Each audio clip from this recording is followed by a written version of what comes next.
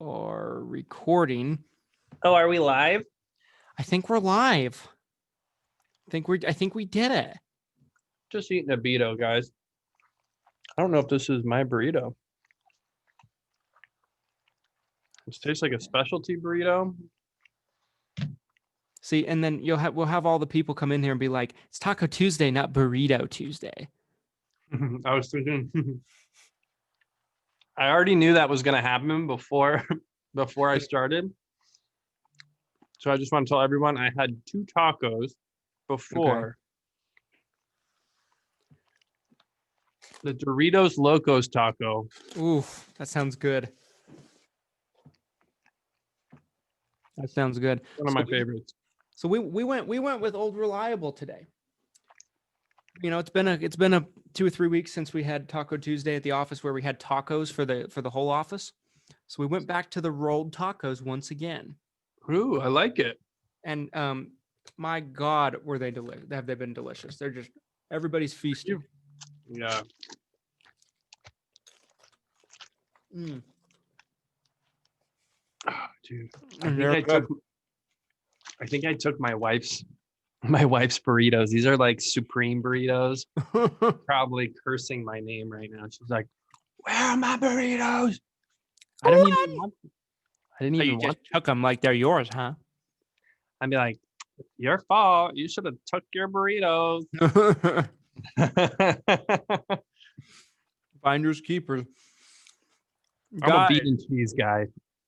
I'm not a specialty burrito guy, just so everyone, I think that was important to get out there. I think everyone needs, if in case anyone's buying me a burrito at any point, just bean and cheese. I don't need all. I'm gonna post this later, but look what Rebecca Davis sent me. You know, I think I saw you. I thought, did you already post this? I don't think so. It just opened it today. I can pick it up. My little baby hands. Okay. So Rebecca Davis sends me this. Okay. And love it. Full of cookies. Branded, by the way.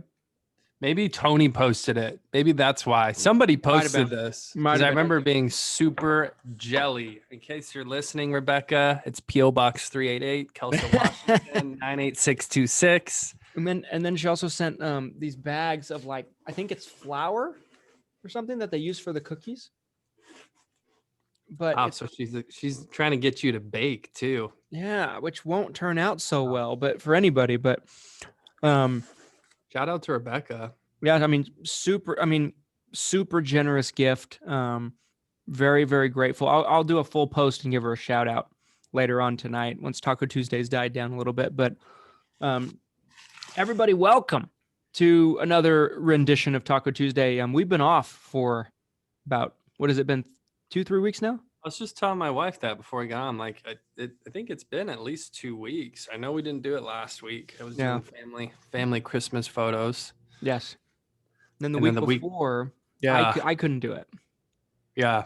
So, yeah, this is our second one, I think, this month. And this is going to be our final episode of Taco Tuesday of 2020. So, which is crazy.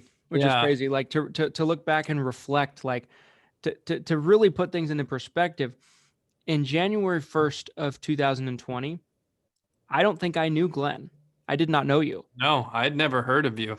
I mean, I didn't know you at all. And it's just crazy how much has transpired this year. Like, you know, I was on this morning for State of the Union with Ollie and Tony, and they were talking about, you know, 2020. And I brought up how a lot of agents had pointed out how, I can't wait for 2020 to be over, blah, blah, blah. And Ollie was like, I thought it was a great year. And I'm like, me too. I mean, we had our best year ever. So many great things came out of 2020. Yeah. And I think one of those is, you know, being able to form such awesome relationships with people like you, but a lot of people in general, like Rebecca, you know, Tony, like a ton of people that I've gotten to know that I didn't know very well or I didn't know at all last year. So, I mean, it's just crazy to think about how much can happen in a year. So it's funny that you say that. I was thinking the first time I did come across you, it was it was in the Medicare Mentors Facebook group. Shout out to Joe and Joanna. But what happened is I think I was talking about my course that I was releasing around, it was like February 1st. And you had, I think you had already published your course talking about the VA benefits. Mm-hmm. And that's been such a crazy, like, everyone wants that. Like, I need to be an affiliate on that, because it's a question that comes up every single week. It's like, it's craziness. Hey, if someone's on the VA benefits, can I sell them Medicare? And it's like, oh my gosh. And the first 10 comments are like, no, they'll lose their VA. Like every time. The blind leading the lame here. Every single time too. It doesn't matter what group it is. It could be my group. It could be gurus. It could be mentors. The first 10 comments, they're like, they have TRICARE, you better leave them alone. I'm going to report you. Or they have VA, you better leave them alone. I'm going to report you. And I'm just like, just a cesspool. It's enough to drive you crazy. It's enough to drive you crazy. Yeah. I did a webinar about TRICARE this year that was separate from the course. And I basically, I did an hour plus long webinar. There must have been 60 agents watching live. Recorded that, gave it away for free forever, by the way. Right. People can still get access to it for free if you don't know. I put that out there to try to put an end to all this. It didn't. It made it worse. Yeah, there's more confusion. Welcome to 2020. The more information you share, the more confused people get. Yeah. Pretty much sums up the year, honestly. So I know we had talked about discussing LOA agents, license only agents, and captive agents, mainly due to the fact that I had made it known that I'm going to be looking for some in 2021. I know that we've had a lot of talks about this on Taco Tuesday before, and exiting 2020, has your perspective on LOA agents changed than what it was 8 months ago? Because mine has. Yeah, absolutely. So that was the main reason I wanted to talk about it. I know we've talked about it before. I feel like there was a conversation on one of the cocktail parties, which we should have an end of the year. By the way, I'm going to say that today on Taco Tuesday. How many days do we have left? There should be an end of the year cocktail party. I agree with that, actually. Putting that out into the universe. I really don't want to be the one that hosts it. I'd rather just drop in, and we could do it Thursday, maybe the 31st. Yeah. But that's New Year's Eve. Maybe the day before New Year's. Yeah, because I was thinking, I'm like, New Year's Eve, no one would probably log, but maybe the day before New Year's Eve. I don't know. But anyways, I know we talked about it, I think, on a cocktail party about LOAs, but my opinion on LOAs has actually changed repeatedly. I've gone back and forth repeatedly over years of being in the industry. So I got recruited essentially to be an LOA. And then the recruiter pulled the rug on me and said, hey, you're actually going to go 1099. You're going to be direct to the carrier. And this is better. You're going to make more money, yada, yada. So the bait that got me into the insurance industry was this LOA advertisement, which at the time I didn't understand at all. Then I go direct to the carrier. And at that point, after I get my feet in the industry, that's when my footing, I guess I should say, that was when I really turned on LOA. And I was like, oh my gosh, I'm so happy I'm not an LOA agent. You guys are all getting scammed. And I was a big hater. And then I went kind of back the other way because of, getting to know more people in the industry and really specifically agency owners. When I saw ethical agency owners treating their LOA agents, shout out to Medicare Bob, because I got some LOA agents, and I would go work for Bobby Boucher because Bobby Boucher. Bobby Boucher. He takes such good care of his agents. He pays them probably more than he needs to, or arguably should.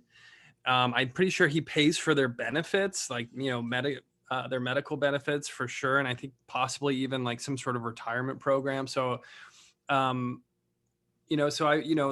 for LOA. And then, then you hear about these bad LOA situations. People are getting taken advantage of, getting scammed, getting lied to.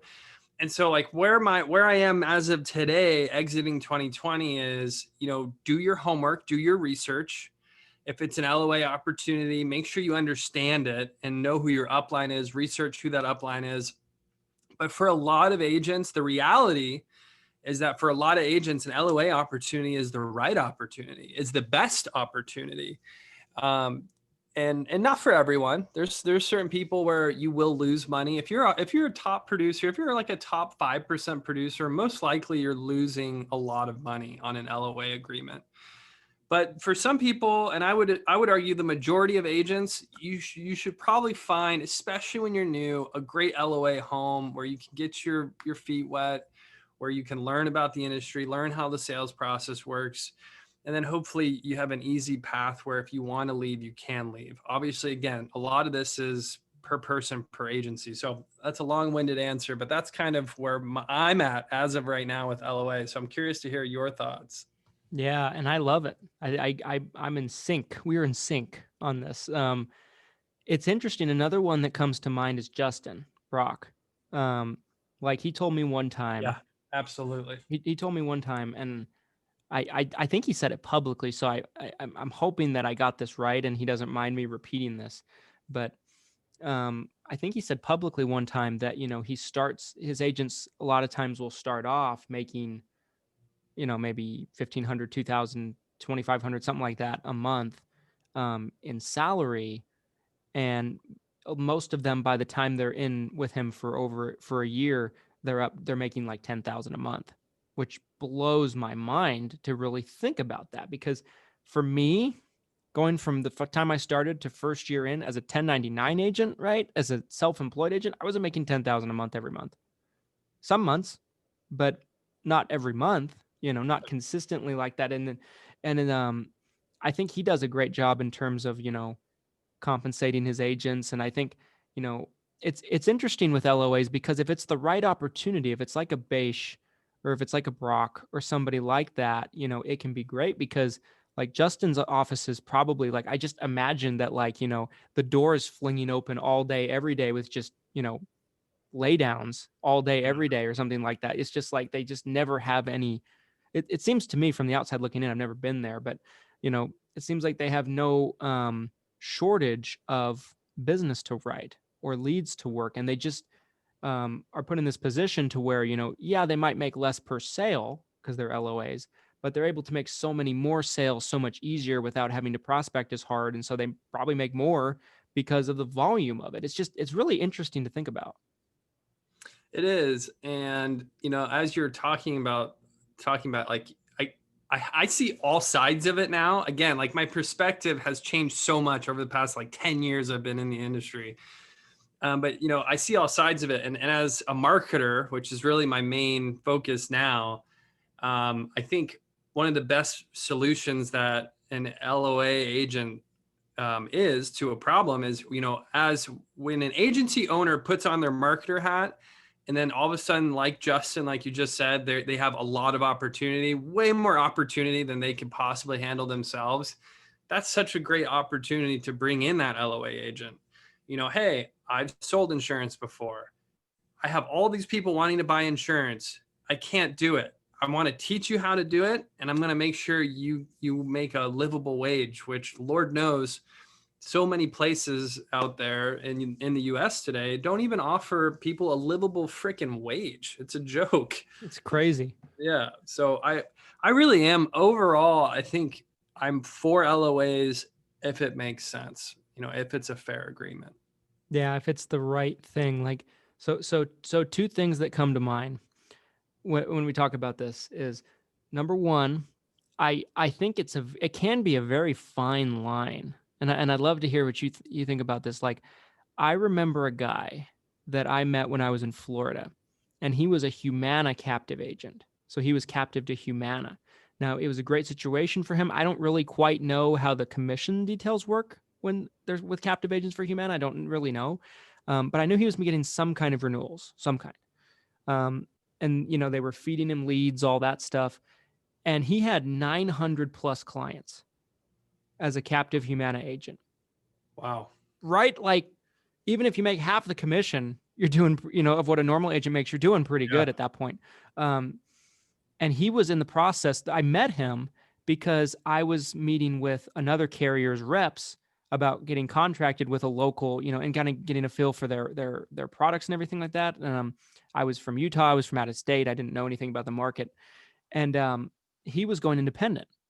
And so I got to know him a little bit. We spent some time together, got lunch together, just talked a little bit. And I found out through talking to him that he was walking away from all of that. And he had a non-compete, couldn't go roll him, kind of thing. Right. Non-solicit. That sucks. Like thinking about that, like you build up a client base of 900 people. Yeah, really fast. Before I like where this is going, and I have a lot more I want to talk about with LOA. But yeah, when you mention a non-compete, do non-competes really hold up in our industry? Because my understanding, and again, I've seen this back and forth over my years of being in the industry. I was told at one point that having a non-compete hold up where someone says you're not allowed to sell insurance if you leave our company, I was told that those almost never hold up in court if it gets enforced. However, non-solicits are almost a shoo-in for every company everywhere. Hey, you can go sell insurance, but if you talk to any of our clients for the next 2, 3, 4 years, we're going to come sue you because you're violating our agreement. So my question is, I guess I'm curious, Christian, both you and anyone who's listening to this, does anyone know or has ever heard of a situation where a non-compete actually was enforced? Because to my understanding, it's almost impossible. So I think you're dead on with that. I think a lot of times too, like, unless the upline is just, in ooga booga cash, they're not going to want to. And some of those are out there, by the way, these uplines, that they're just swimming in money. But, a lot of times they don't want to go through the trouble if all you're doing is just selling. Like if you're not touching your clients, if you're not going to go roll clients and things like that, they probably don't care enough to spend the money on a lawsuit or to take it to court. That would be my, just as an agency owner myself, that would be where I'd look at it from. Like, do I want to spend the money on it? Like, is it worth it? And I have seen on the flip side where, where people have signed agreements where they wouldn't roll the business and they have, and I've heard stories about, that being taken to court. I could see that being more realistic. I can't think of one situation off the top of my head where I've seen like there be legal action taken for just a straight up non-compete of selling at all. Personally, I haven't heard about it. Yeah, I think it would be such a hard argument to make in court to say, hey, this person isn't harming me in any way, but I want to keep that person from making a living, for themselves or for their family. Like, I don't know a judge that would be like, you're right. You're not allowed to use your license. You're not allowed to use here's the gavel, like you're not allowed to use your license for the next 3, 4, 5 years. Like, throw him in a cage like the animal he is. Yeah. But anyways, so get back to your story though. So 900 clients, he's walking away, right? So captive or an LOA situation, this is very normal. The things we're talking about. Mm-hmm. Business you write is not your business. It's the agency or the company's business. You're walking away from your leads. You're walking away from your clients. You're really having to start completely over, from scratch, which can be really intimidating for successful LOA agents. So he just completely walked away. He just walked away and he went independent. I lost touch with him. I don't know if he made it or what happened, but from my understanding, and maybe and I know there's some people that are actual captive agents to carriers that are in the groups. If anybody sees this, and if you know how this works, let me know. I'm under the impression that if he went back, let's say he went out to try to do it, did it for 6 months, failed out, let's say, had to go back to Humana, that they wouldn't give him his book back. He'd be starting all over, kind of thing. It'd be like starting a new job, like it'd be like quitting a job where you got like several pay raises, let's say, and then quitting for a year, going back, and then you start off at the starting salary kind of thing. I believe that was the situation. And I remember talking to this guy, and I asked him, I was like, I understand where you're coming from. I'm like, but you've built this up. I'm like, just playing devil's advocate here. Would it make more sense to just ride it out and make this your career focus and be the best that you can be? And I know that at that point, you're never in any control over anything. You work for a corporation kind of thing. You're never your own person. And I think that's what his ambition was. But that is such a hard pill to swallow for me personally. Like if I had 900 clients on the books and just flush it down the toilet, that's so difficult, you know? Yeah. Yeah. It's so tough. And again, there are situations. Here's another thing I just want to kind of poke holes because I don't want to sound biased on any side of this. There are LOA situations where there will be agreements in place where as an agent, you actually get paid renewals or you have an ownership percentage on those renewals. Those agreements also exist. So this isn't like a one size fits all. Like it's very malleable how this whole situation works. And to kind of, again, stretch that even further, like there's an LOA agency in Florida that I'm aware of where literally this guy, all he provides for his LOA agents is a desk in an office, a computer, internet, and I think that's really it. I don't like, there's like no training, no guy, like no structure. And then, so you have people like that who are providing the bare minimum, like, hey, here's a place to work and you're assigning all your commissions to me and my company, right? Like literally, like, and then you have all the way to the flip side of it where you have people, I don't know if Bobby, I don't know if any of these people we talked about do that ownership or where they give renewals to their LOA agents, but I know they exist. I've talked to people before where they will give a portion of the renewals, lifetime renewals or whatever it is, to that LOA agent. So, there's a whole spectrum of these LOA opportunities and how it works. So shout out to Michael Newton. He's part of Tidewater Management Group. And I wanted to give him a quick shout out because he will repeatedly say over and over, I've seen him post maybe a dozen times about this. He's like, read your contract, read the agreement that you signed. And most people don't. Let's be honest here. We live in a society now, just like the US, right? The government just passed a 5,500 page bill that was written an hour before they voted on it. Guess how many senators read that bill, you guys? Literally zero. No. I can tell you that with certainty, right? It's just like signing. Who read their terms and conditions with their iPhone before you? No one reads it, right? And the same thing happens in our industry with these LOA agreements. Oh, they try to put a non-compete in here, or, oh, I'm actually not getting paid the way the recruiter told me I was going to get paid. Well, just read your agreement before you sign the paperwork. It's honestly that easy. And you could save yourself so much heartache. That honestly, like that's public service announcement, like read your contract. Even if you've already signed it, go back and read it because you don't know what's in there and you might have absolutely screwed yourself over for all you know. Yeah, for sure. Like one group that comes to mind, and I battled with them locally here in Utah for years, but they're a pretty big captive shop. They have presence in lots of places in the country as American Senior Benefits. From my understanding, because I used to know some agents that worked over there, they all flamed out of the business. But the agents that I knew that worked over there, I think their commission structure was, I think they had no vested commissions for the first 5 years. And then after, I think it's 5 years. And then after, I think from like years 5 through 7 or something, you have like 50%, I want to say, vested commission. I'm probably getting this all wrong. You're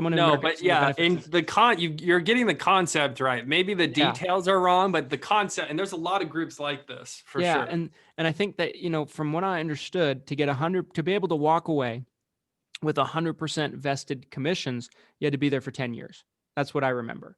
And so, I think there's a lot of those out there. I think there's a lot of others too that, the opportunity at the LOA shop is so great in terms of like the lead flow that they probably don't have vested commission in their contracts. For all I know, I don't know, but it's very interesting to me to kind of think about. Like I think about that guy that worked for Humana a lot. I think about him probably more frequently than he probably thinks about me.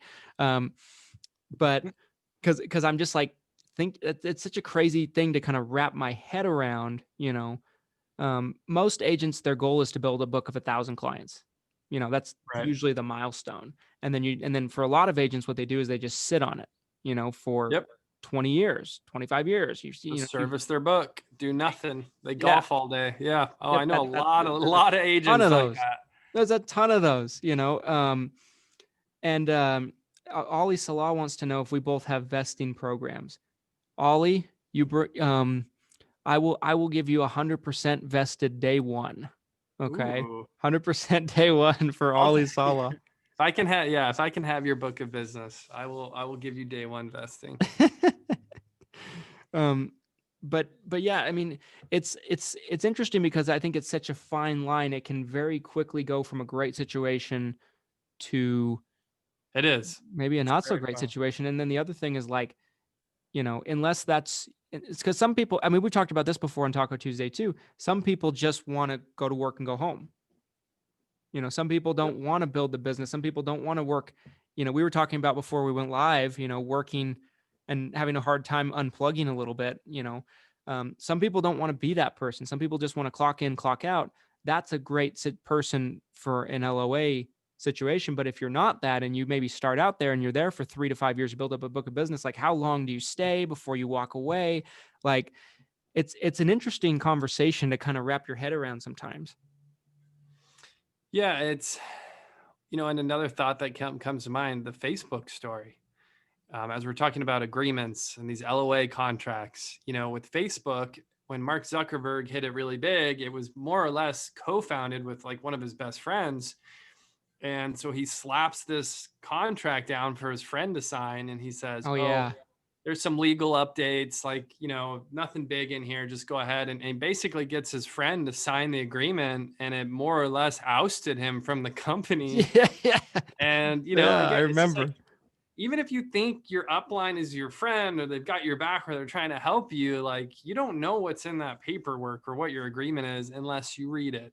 Honestly, I'm at a point now where if I get something that's concerning, I don't even want to be the one to only read it. I'll have my attorney look it over, and I'm paying my attorney to read the legal agreement to make sure that I'm not missing something, because I'm not I'm not a lawyer. I'm not, right. There could be some legalese in these agreements where I might think I know what I'm reading, but I'm actually getting screwed over. And so that's how serious I take contracts now. When I get any contract that has any sort of remote value, I'm having a contract attorney look it over before I even sign it. So I don't know. I just want to really beat the dead horse on this one. Like, just read your agreement. It's honestly that simple, guys.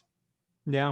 Yeah, I but agree. Here's a question along the lines while we're talking about what would your LOA pro? I know you're kind of in the process of building it out or thinking about it. How would you compensate the LOA agent that you're trying to bring on now? So I'm trying to figure that out. I really haven't come to a solid conclusion yet. I talked to some people that said what they do is they give them 20% of all the renewals as long as they're with the organization, but they never vest them. I have talked to some people that do that. I've talked to some people that, and of course, a lot of it depends too if you're a brick or mortar or a call center. I think the reward should be more if you're a brick and mortar than if you're in a call center, personally. Because I think there's a lot more work that goes into working in a brick and mortar. So that has a lot to do with it too. Obviously with us, we are a brick and mortar.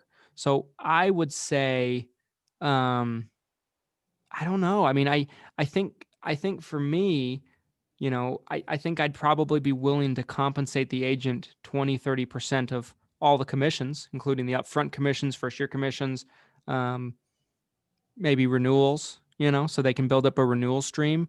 But I don't know if I'd ever want to do an agreement with them where they could walk away with the business, because essentially I'm investing into them to grow the agency. And so, yeah. And you mean like letting them take the book of business with them? Yeah, I would. Yeah, like that's what I mean by vested. I see what you're saying, because essentially like American Senior Benefits, like you're saying, if they're there for 10 years, if they leave, they can take the business. Those are their clients at that point. They're vested, 100% from that point. And so I don't know if and this is just me personally, maybe it's not the right outlook, but my interpretation is, when you have an LOA, I know a lot of people know this that do this. It takes a lot of pouring into them, both financially, teaching them time wise. You have to provide them leads. Like, you have to give them an incentive to be an LOA. You have to take a lot of the work out of it. And Ollie said he could explain what they do. Ollie, I would love to hear it. I would love to pick your brain on that sometime. Yeah. Because I've talked to a lot of different people, and it seems like a lot of people, it's such a wide scale. It's done so differently across the industry. It's kind of hard to know what that sweet spot is a little bit. Yeah. So, at Lead Heroes, one of the big call centers that we work with, I won't name them, but I'll kind of give you an insight on their LOA their compensation structure. They don't vest any of their agents. It is almost like a bounty system, or like they have their own commission system where it's like a per application. So, they're getting a hefty base pay. And then based on the number of applications that go issued that month, they get a price or a commission per application that gets issued. So you have this guaranteed salary, you're getting full benefits. And like that alone is just the benefits and salary alone, I want to say is like $60,000, maybe $70,000. And then on top of it, they're getting this bounty essentially per application that goes issued.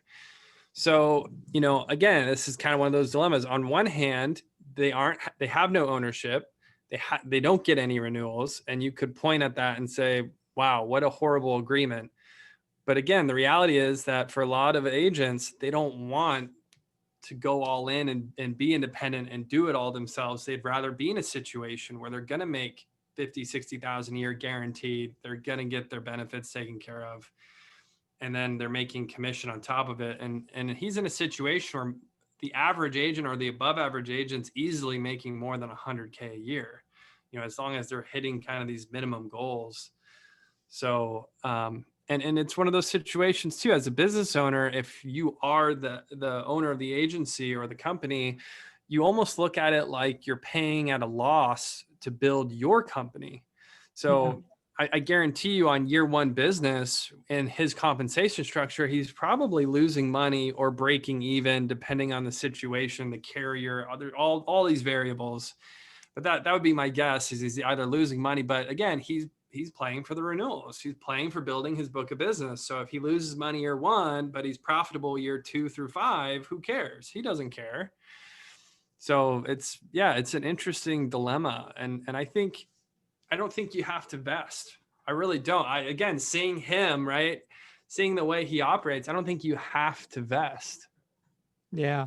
Yeah. I mean, it's interesting too, because that's the whole, the other thing too, is in terms of vesting, and I understand why people do it. They probably feel like they take their pound of flesh the first, like let's say American Senior Benefits does the 10 years. They probably take their pound of flesh for that first 10 years. But on the other side of things, if I was just looking to make overrides off of somebody in that regard, I would just recruit an agent. Like I would just recruit and train up an agent, a 1099 agent. From there, I wouldn't. In terms of an LOA agent, I think it's someone that you're bringing on board. I look at that like it's someone you're bringing on board to help build your book, not build really their book, but to build the agency's book. Right. So I think it's a different perspective, like a different mindset. Whereas like when you're contracting an agent, like when I'm contracting an agent, I'm looking at it like I want to help you build your business. And I want to help you, give you the, the tools that you need to do well and be successful and grow your business. When I'm bringing in an LOA, they're coming in to help me grow my business. That's a really simple way of, I think, explaining it clearly. And I think the biggest problem is the lack of transparency in the industry. Because again, as a new person coming into the industry, I didn't really understand that. As simple as you just put it, and it makes perfect sense to me now. And I think if anyone heard that, they would understand, okay, I'm selling for the company. I'm not selling for myself. It really is that simple. But I think the lack of transparency and unfortunately these, recruiters in the industry that will say whatever just to get you to sign and come on board. That's where the problem is. But I think if you're just transparent, like you just said right there, I don't think it really matters what your compensation structure is. Yeah. As long as you're like, listen, like, I'm going to train you. I'm going to make sure you get paid. You're going to have a guarantee in there as well. You're helping, build. And I really like people who give exits too. If I were hiring an LOA agent, I would say, listen, like, if at any point you feel like you're ready to go out on your own, this is exactly how it would work. You can't solicit any of the clients or leads that we gave you. That's really standard. However, I will let you move your contracts and you can go be free, as long as you don't owe me money or some sort of chargeback situation. Yeah. I think that's key. Yeah, I agree. It's funny that we talk about, going back and forth in this position. I talked to an agent on the phone. I probably talked to 40 agents on the phone in the last week. Wow. Because I kind of put it out there that we're looking for more agents, and got a lot of requests to talk about it. And so I've talked to a lot of agents on the phone. I talked to someone on the phone, and I remember the conversation very vividly because she gets on the phone. She's like, so if I work with you, it wouldn't be an LOA agreement, right? She's like, I remember when I first came into Six Figure Medicare Agent, and you said, and she almost remembered word for word what I said, and I forgot I said it. And I remember posting it though, like it just came back to me. Right. And it's something along the lines of, if you don't ever sign up as an LOA agent, if you're signing up for an LOA agent, you're leaving money on the table, you're getting screwed. I went on this like tirade in Six Figure Medicare Agent when it was still pretty new of a group. And she's like, ever since you said that, I made sure to stay clear and blah, blah. And I was like, well, I'm like, for what you want to do, I agree with that. I think that, you want to make sure that you're paid direct, all that stuff. It's your business. I'm like, but I've kind of changed my stance on that a little bit. I'm like, but it's interesting, like people Christian Brindle's a hypocrite. You heard it here first. Hypocrite. Yeah. People can dig it up. It's all in the group. Like they can use the search bar and they can find things I've said. It's funny. People will do that too. Like they'll use the search bar and someone will comment on a post I made in March. And I'm like, I don't remember saying that, and I'm like, wait a minute. I said that. Said this. That's hilarious. The internet's undefeated. It's true. But yeah, I mean, it's definitely an interesting perspective. What I would ask is from the agencies that you work with, because you work with a ton of different, agencies and agents from different, walks of life. Which ones are you what size of agencies or would you say that you're seeing that are working with LOAs right off the bat? Or we would say it's mainly bigger agencies, or do you see agents coming right in and they're trying to build from scratch with that business model? It seems like it is a little, because again, like I think as an agent, so to shift perspective here, to go from like being an agent, the agent side of the LOA, which again, looking at it from the agency owner or the company perspective of the LOA, is it takes a fair amount of cash flow to make it work. Right. And again, coming from someone who has employees on payroll, and a lot of them.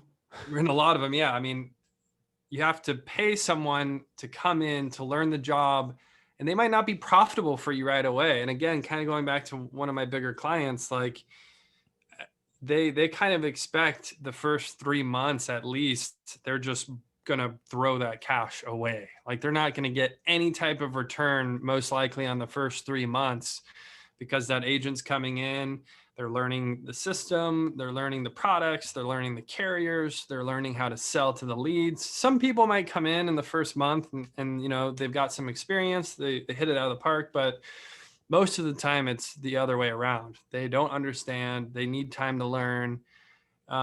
So I think the agencies or the companies that do really well with LOAs, they are typically a little bigger. I'd say it's like, 10 to 30, that 10 to 30 range. Call centers, like you said, I think like the real LOA agreements where there's like no ownership, no vesting.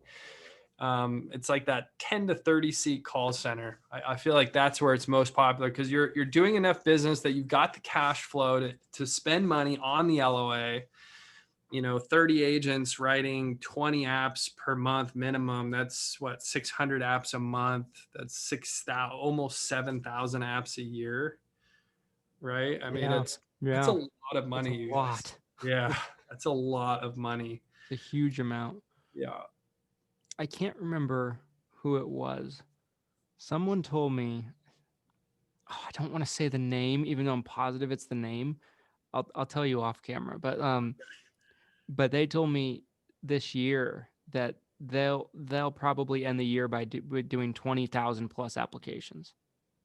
That's a crazy amount of business to be writing. And when I tell you who it is, you'll be like, "Oh, got it." You know what I mean? It will make sense. But like that number right there, it just makes me realize how small my organization really is, in the scheme of things, and kind of like shows you what's possible. And it's interesting, Take that a step further. Look how small 20,000 is in the scope of Medicare's annual applications being issued, guys. Like, what is it? 30 million apps you think went live this year? I mean, 20 something like million? that. Some crazy number, and tens of millions, at least 10 million, I'd say, if not 20 million apps were issued this year. I mean, who knows? So 20,000 is a drop in the bucket. Totally a drop in the bucket.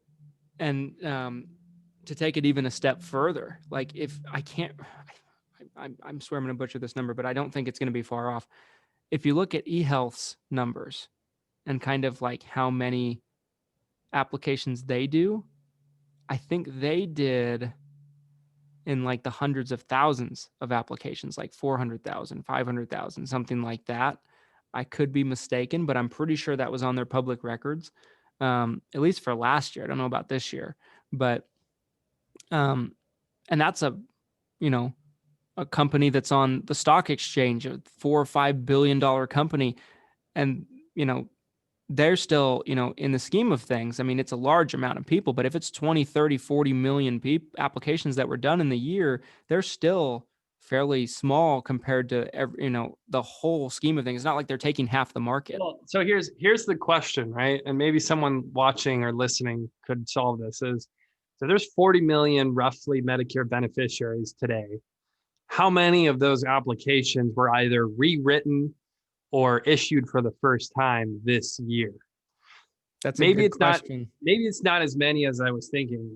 10 million would be like 25% of the total application. Maybe that's a bit aggressive, but it's million. I would put money that it's millions of applications, millions, multi-millions of applications of Medicare apps that get issued every single year. I'm really curious. That's got to be a number that's knowable. Like someone's got to be tracking. CMS, I bet there's a CMS stat behind that. They've got to know. There's a secret shopper floating around in the group. That's like my biggest fear too. Not that I'm going to say anything wrong. I just don't like people watching me and waiting for me to do something wrong. You know what I mean? Like, hey guys, we promote rebating in this group. Please give your commissions to your clients once they sign and it gets issued. Thanks for watching. Make sure to give them half because you're still making a pretty good profit and no one else will do that. Hi, FBI. How's it going? Yeah. Full disclaimer, don't do that. Don't do that. Just in case someone takes us seriously. That is illegal. So as of 2019, this says, in terms of how many people are in Medicare, there's 61 million people. Wow, that's even bigger than on Medicare as of 2019, enrolled into the Medicare program. So it's probably more like, I don't know, 70 plus million now in 2020. I didn't think we were that big yet. I don't know. I could have sworn we were like 45 million. I thought the senior. Let me see if I can find. I'm looking at another article here. That's the first one that comes up on Google. Let's see. Well, so let's talk T6. 11,000 times 365. Okay, listen to this. It says enrollment in Medicare Advantage has doubled over the past decade. In 2020, more than 1/3, 36% of all Medicare beneficiaries, 24.1 million people out of 67.7 million, Medicare beneficiaries overall are enrolled in Medicare Advantage plans. This rate has steadily increased over time since the early 2000s. So that's pretty crazy. That's a different statistic altogether, but that's insane. Well, simple math here. 11,000. It's like even more than that now, I think, but 11,000 T65 every day in the US. Yeah. Times 365. That's over 4 million just in brand new enrollments. So, if rewrites are triple that, which I think it could be, I mean, there's got to be, I'd say, 10 to 15 million applications a year minimum. And so, like, when you look at like what if you want 1,000 apps to retire, like we talked about earlier, right? You get to 1,000 apps, and you really can retire. You either manage your book and live on it, or you even bring in an agent, like we talked about. I think some of the happiest, I want to go on record with this too. Some of the happiest insurance agents I know, it's like a 3-person company. There's like a front desk, there's an LOA agent that makes a ton of money, and then there's the agency owner who grew his book to like 1,000 or 2,000, and then like really only works as needed, like roughly 20 hours a week. Yeah. And then they're out golfing, doing whatever, making a ton of money.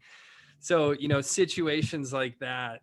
But we're talking percentage wise. The reason I bring that up, so let's say 1,000 is your happy number. And let's say there's 10 million for easy numbers, 10 million apps a year. And then you're going for you just want 1,000 of those apps. I mean, let's see how small this is. I did it backwards. You just have to capture that much. That's one 1,000th. You just have to capture 1/1,000th of the annual business that's written, and you can sell off into the sunset, you guys. That's how big this marketplace is. I mean, it's insane. I put a video out last week that I think scared the hell out of a bunch of agents, and I didn't mean to do this. I put a video out. I said, "What's the biggest threat to Medicare agents?" And Walmart. Like on the thumbnail, there was Walmart. There was Amazon. There was Bernie Sanders and Joe Biden, and all the and eHealth was on there. All the like on the thumbnail. You're just triggering everybody. You're like, let's. So I'm going through this video. I was watching it the other day because I got a lot of people direct messaging me. They're like, should I not get into the Medicare business? I'm like, that wasn't my intention for this video. Oh my gosh. I was like, I thought it'd be interesting to put a video out and say, what could potentially go wrong? Like worst case scenario, what's their biggest threat and how do we survive it? That was kind of the whole point of the video. But I think a lot of people took it as, look at all this, big corporations we have working against us. If Amazon enters the space, what do we do? They're the most disruptive company on the planet. What do we, and eHealth is growing and there's more call centers, and eHealth is, partnered with Costco now, and they're partnered with, I don't know if it was Walgreens, but one of those big pharmacies. They're all pointing their customers to eHealth. And how can we as independent agents compete? The whole point of the video was, talking about, putting these out in the open, but also being like, okay, this is what you can do. This is how you can survive. I think I scared the shit out of a bunch of agents. I didn't mean to. It's a scary thing to think about those existential threats in the industry. And that's been happening from day one. One of the main reasons I took so long before I even looked at the Medicare business is because so many agents were jaded by what happened with the Obamacare measures and essentially losing these health insurance blocks of business. Their compensation and ownership on it just evaporated essentially overnight. And something like that could definitely happen again. No one can say whether it will or it won't. Bernie Sanders becomes our 47th president. And he's like 105 at this point. There's a robot version of Bernie Sanders. It's our 50th president. It's year 2050. I don't know. Who knows what could happen? So I think it's smart to think about it. I haven't seen this video yet, but I'm curious to know from what you were speaking about, what else did you say? Or like, what was kind of your ending thoughts with this? So my ending thoughts, well, the main ones I talked about was big call centers, right? This past AEP, we saw more of these call center ads and Joe Namath and Joe Theismann now commercials and Mike Ditka and all these crazy, football star commercials. Saw a lot of those. That was at the forefront. I did mention Walmart entering the equation, and I'm kind of predicting that I think agents being in Walmart's in the form of being in a booth. I think that's, if it's not over, it will be soon.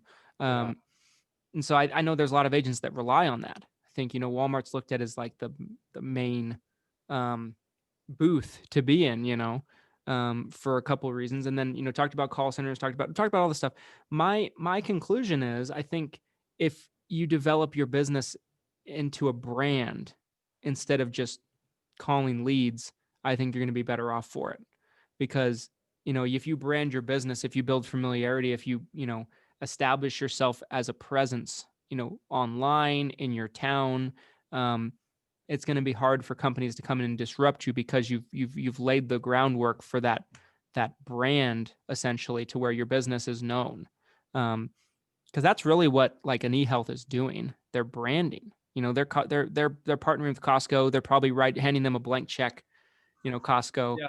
And it's, do they get business out of it? Absolutely. But I think it's more of a familiarity thing. People keep seeing this name eHealth again and again and again and again and again.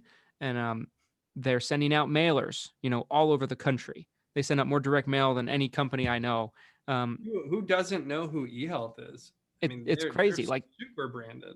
Yeah, they're one of the biggest branded health insurance companies in the entire space. Right. And they're running, they're dumping tens of millions of dollars into the Facebook algorithm, to kind of, they're trying to compete in every way that they can.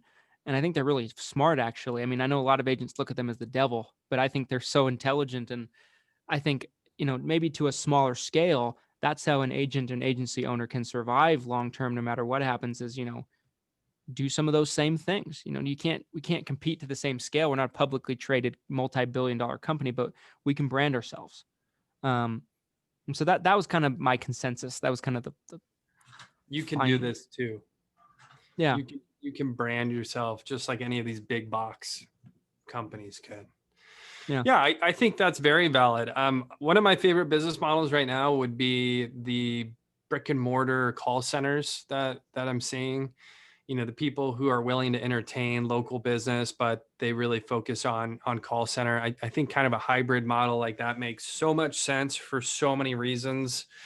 The other thing that I think is really important in my mind that a lot of people might not agree with is, I think if you understand your license and how it works and the sort of products and policies you're allowed to sell your clients, you shouldn't be scared of any regulation at all. I don't think it's possible for the government to come in and devalue your insurance license. I think even if like let's say a Obamacare repeat happens, let's say Medicare for all happens, let's go down this road, and let's say that you lose all of your commissions overnight or quickly because everyone's switching over to this government health insurance that the government owns, that you don't get paid to sell, even if you're allowed to enroll people. You still have your book of business, your clients that you've worked with. They bought from you before. You have all of their information already, hopefully in a CRM-like system. What's to stop you from turning around and saying, hey, great news, your health insurance is going to be free now.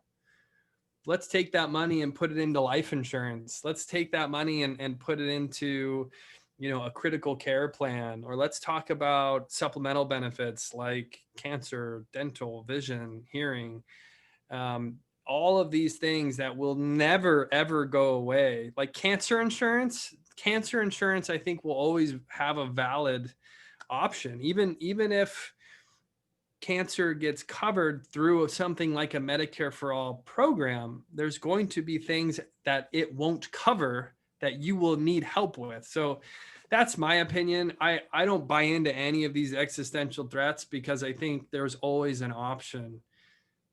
So, but I like your branding too. I think branding is a big piece that can help.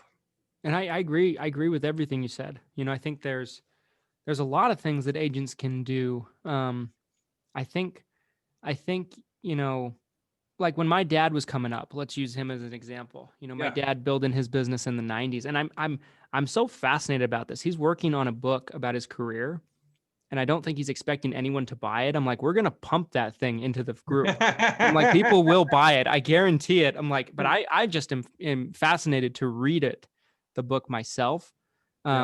Because I'm such a geek about, the industry and everything like that. But like, I know for him, when he was building this big business, no caller ID. We're talking about that ancient, no caller ID. There was no e-health, really. I mean, I don't think there were really call centers like there were today. Maybe one or two. I don't think so though. Not but really. like, not like today. The competition was so dramatically reduced. It was like a wide open market. There was no Medicare Advantage. There was Medicare supplements, and that was it. It was like heaven. And there was a company here locally. Heaven. There was a company he told me about when I was first starting out. They used to pay on the increase, a local company. So when they raised the rates on customers, they would pay increased commissions as well. They'd pay the commission on the increase. Like it was just another world. And but like if we look back at like, him, he told me all kinds of war stories. He's seen it all. Like there was supposed to be Hillary Care when Clinton was in office. And that was supposed to wipe out the whole Medicare industry. It didn't. There was supposed to be, and then if you go back and maybe leave a little bit even farther, Sears had insurance agents in their stores. I was going to say, my guess was Sears was probably one of the biggest competitors back in the day. Any of these big, like the bigger operations, I don't know when Geico flipped to consumers. I don't think Geico flipped until like 2000s. But just these big insurance, because that was like the only competition. But it's crazy to kind of think about, like how mainstream our industry has gotten. And, I find it hard to believe that the industry is going to go south, even for the small agent. I think it's just going upward because of the emphasis placed into the importance of Medicare and all the funding in Medicare Advantage. It's interesting. It's interesting. And I personally am enthusiastic about where everything's going. Rising tide, to quote our good buddy Tony. Shout out Tony Merwin, wherever you are in the world right now. Yeah. But a rising tide raises all ships, and I agree with that. I think the growth that this space is going to be having, it's going to be hard to lose over the next 10 years. If you're a Medicare agent, if you're selling insurance to seniors, I think the next 10 years is a gravy train, no matter what side of it you're on. Like we were talking about earlier with LOAs, some LOAs make a ton of money and they love it and they're happy. And that's part of the gravy train that's coming for everybody, just being in this exploding segment. So we're coming up on about an hour here, Christian. So I wanted to ask, any kind of final thoughts. It's been a great conversation though. I think this LOA topic could be revisited like every few months, honestly. Yeah. Every week. No, I'm just kidding. Yeah. Taco LOA Tuesday, baby. Taco LOA Tuesday. Every week we talk about LOA agents every single week. Welcome to hell. when we have guests on, we will only discuss LOA agents with the guest. You have an LOA agreement you can share in our group? We want to see what your agreement says. So no, guys, I mean, for me, I'm just, the year's ending in just a couple of days here. It's been an awesome year. And I think the main thing is, when we started out, I was just, I was kind of having a love fest with Glenn for a second. I was being like, gotten to know each other really well, developed this awesome friendship and created some bomb content with Taco Tuesday. And we're just really proud of it. And for the group in general, I just wanted to say, and I'll make probably a longer post about this tomorrow or the next day, but thank you guys for being a part of the group. It's insane to me. We just cracked 1,600 members the other day, and the group started in January or February of this year. Like it's grown so fast. And I just want to thank all of you for being a part of it. And I'm just honored for you to all be here. What about you, Mr. Shelton? Yeah, no, I really appreciate the group. I remember when you created it, I want to say I was like person number 50 or 30. Yeah, I was an early adopter, I'll say that. But, you were. Again, with this explosion in the Medicare space, there's been a much slower explosion of support and groups and content. So I appreciate, what you put out, what you continue to put out, and I enjoy Taco Tuesday. So some final thoughts for you guys. One, I think it makes sense to kind of highlight what I've already said about reading your agreements. So definitely do that. Hire an attorney if necessary, if it's important enough. I would. And then two, keep an eye out for Taco Tuesday. Christian and I have really enjoyed this. We've gotten some really great feedback from the community. We have people who kind of reach out to us for various reasons to talk to us about all sorts of stuff, insurance related. So this is something we're going to put an emphasis on for 2021. So we're going to try to do this every single Tuesday. We're going to try to get this out there in audio form. So we'll have an actual podcast that you guys can listen these back to. So we want to continue this live format that we're doing. But we just want to kind of get it out there even more. So stay tuned. Have a wonderful end of the year, and we'll see you guys in 2021. Adios, guys. Thanks for watching. Till next time.